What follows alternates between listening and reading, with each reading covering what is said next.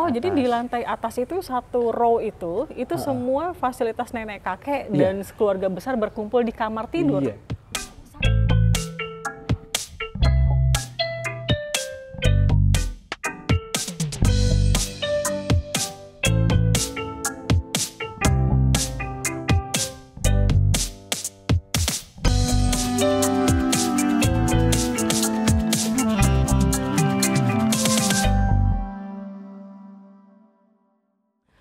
Hai semua, hari ini saya berada di Medan, di Jalan Setiabudi, rumah Maripro.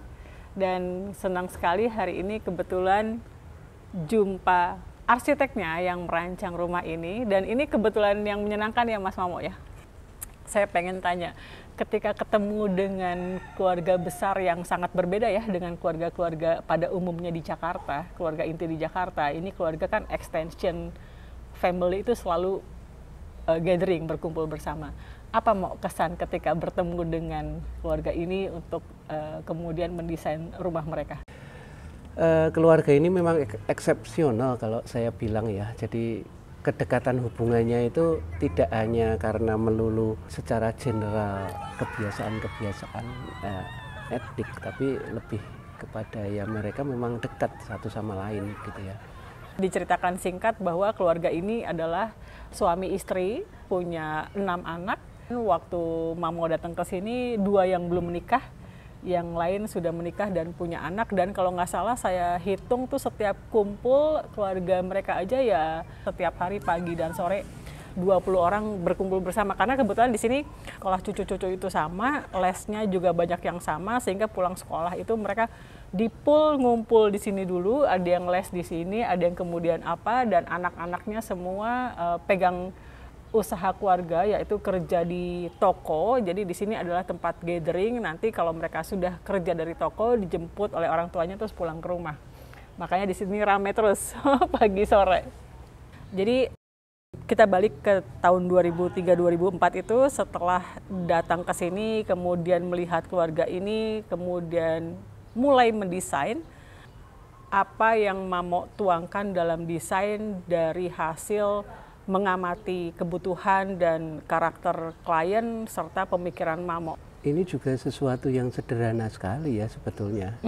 Kesimpulannya pada akhirnya, satu di bawah itu ruang yang bisa berkumpul, terus kemudian ada ruang makan yang dekat dengan kolam. Waktu itu memang harus ada kolam karena untuk ini ya, untuk terapi kalau nggak salah ya, permintaan ada kolam renang untuk jadi, terapi. Kemudian di belakangnya itu adalah dapur yang agak gede, sementara sayap yang sebelah satunya lagi servis sebetulnya. Nah, di bagian bawah ini terhubung dengan ruko yang di depan atau di samping ini. Ini adalah tempat buat ngumpul cucu-cucu sebetulnya. Jadi sebetulnya pada akhirnya saya melihat ada banyak tempat sih sebetulnya, nggak hanya 2, di belakang juga bisa. Tapi yang paling saya amati waktu itu penggunaan di atas itu adalah karena cucu-cucu senang sekali untuk berkumpul di ruang tidur kakek nenek mereka. Itu juga diakomodasi dalam bentuk seperti apa? Ruangan yang cukup luas, jadi ini ada 3 segmen begitu ya. 1 kamar mandi, 1 yang memang ruang buat duduk, 1 yang memang ruang buat tempat tidur begitu ya. Oh, jadi di lantai atas itu satu row itu semua fasilitas nenek kakek dan keluarga besar berkumpul di kamar tidur. Iya. Satu Jadi, panjang itu. Kehangatan keluarga kita bisa ini ya. Jadi ya di situ aja. Lantai ini pun terhubung dengan lantai keduanya ruko. Waktu itu kantornya masih di lantai 2, jadi bisa Bapak waktu itu bisa gampang ke kantor ya, dari kamar tidurnya.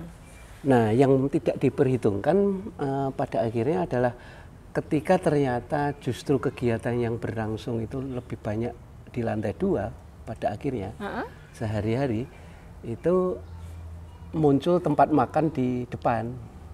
Tapi juga nggak masalah buat saya. Semakin hari semakin kebutuhannya kan berbeda ya. Ketika cucu-cucu sudah besar semua begitu ya, yang lebih terpakai lagi akhirnya kembali ke bawah. Ini mengingatkan saya kembali kepada pola rumah-rumah tradisional sebetulnya. Rumah-rumah tradisional kan semuanya multifungsi sebetulnya. Yang kita kenal kamar kan sebetulnya nggak definitif kamar anak itu ada satu itu kan nggak. Pola tradisional itu menunjukkan bahwa hubungan keluarga itu memang seperti itu ya. Jadi sebenarnya sangat cair. Saya waktu itu cuman agak menebak juga sih, apakah desain ini bisa cocok atau enggak ya. Ini kan representasi pada akhirnya buat mewadahi kegiatan sehari-hari yang semodern apapun orang, ternyata kegiatannya juga itu kan, interaksi pada akhirnya. Itu mungkin jangan-jangan sudah mulai menipis juga dengan adanya teknologi. Tapi saya lihat di keluarga ini tidak seperti itu yang terjadi. Kita bisa melihat bahwa satu anak bisa dititipkan di keluarga lain dengan mudahnya begitu ya. Di keluarga zaman sekarang sudah mulai nggak terbiasa hal seperti itu.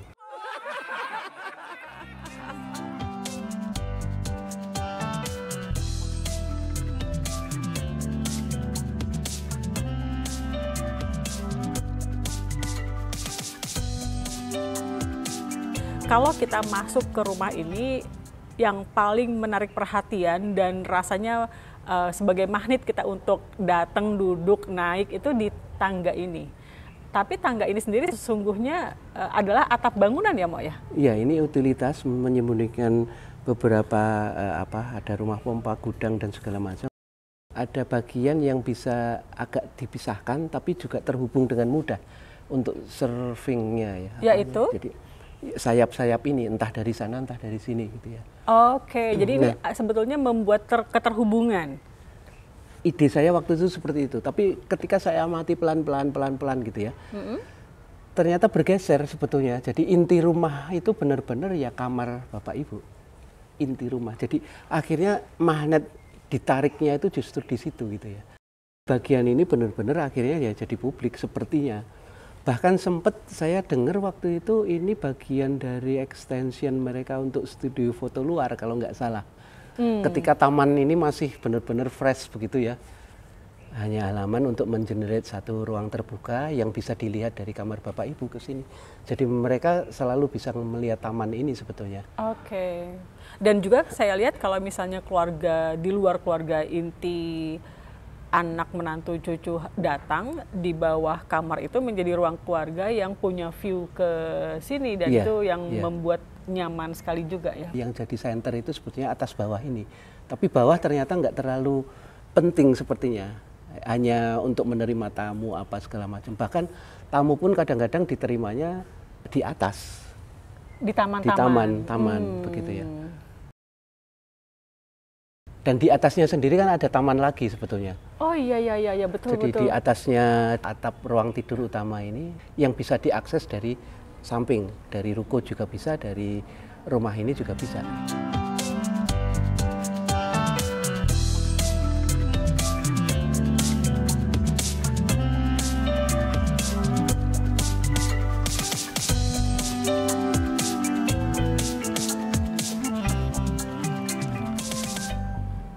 Hal yang sangat menarik perhatian yang lain adalah banyaknya kotak-kotak dari kayu yang diperuntukkan untuk pot-pot tanaman. Dari mulai kita masuk, kita lihat itu selebar dan setinggi bangunan ini yang kemudian mengalir juga ke sisi sini. Bagaimana ceritanya sehingga ide itu hadir? Tujuan pertama ini ya lebih ke teknis ya, pendinginan bangunan. Kotak kayu seperti ini karena sebetulnya ini juga improvisasi waktu konstruksi. Jadi pada saat satu kunjungan tertentu kadang-kadang mereka sudah ada kayu-kayu bekas yang sedang dijual dan kayu tua begitu. Saya pikir ya meskipun kita nggak bisa dapat sesuatu yang panjang ya sudahlah kita bikin sebagai bahan buat dinding sekalian saja begitu ya. Jadi sempat ada titipan pesen ibu itu suka tanaman begitu kan ya, biar di mana-mana bisa jadi tanaman, tapi ketika tanamannya jadi sebanyak ini wah ini sih berlebihan gitu. Kita mencoba berinteraksi satu sama lain. Kalau ada bata, oh ya sebetulnya bata bisa lah. Apakah ada permintaan pakai bata? Tidak ada permintaan yang cukup spesifik, tapi kan kita waktu jalan sambil keliling sambil ini ya udah deh ini dipakai dipakai, kalau ini gimana ya, kalau ini gimana. Untuk detailnya itu sebetulnya masih sambil jalan.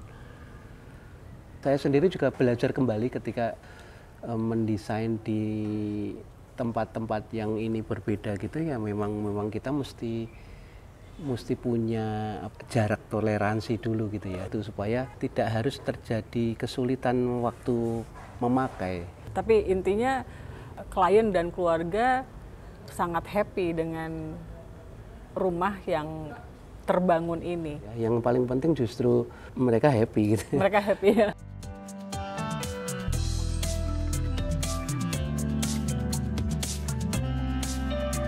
Kalau buat Mamo sendiri setelah sekian belas tahun dipakai, apa yang terlihat?